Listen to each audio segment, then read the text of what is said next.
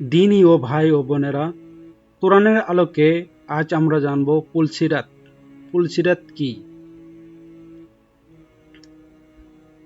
পুল অর্থ সেতু, আরবি সিরাত অর্থ পথ। ইসলামের পরিভাষায় পরকালে একটি বিশেষ সেতুকে পুলসিরাত বলা হয়।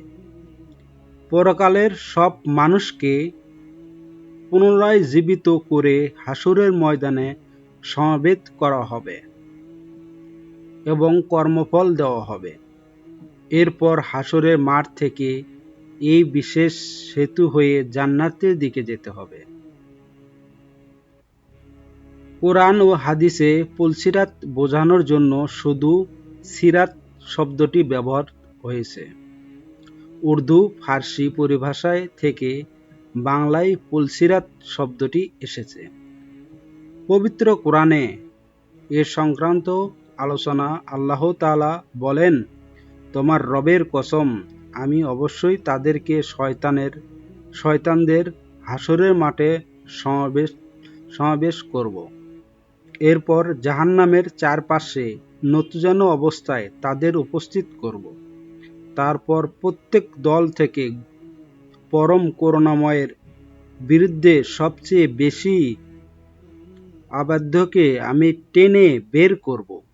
আমি পরিপূর্ণ অবগত তাদের সম্পর্কে, যারা জাহান্নামে দগ্ধ হওয়ার অধিকতর যোগ্য, এবং আমি তোমাদের মধ্যে এমন কেউ নেই যাকে এই পুলসিরাত পার হতে হবে না।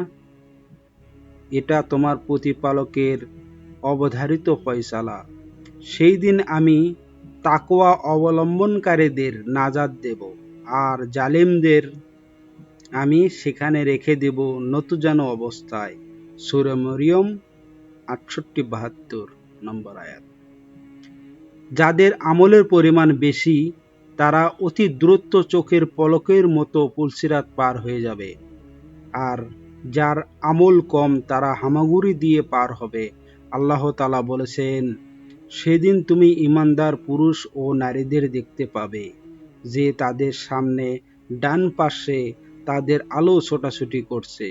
বলা হবে, আজ তোমাদের সুসংবাদ হলো জান্নাত, যার তলদেশ দিয়ে নদীসমূহ প্রবাহিত হয়, সেখানে তোমরা চিরস্থায়ী হবে।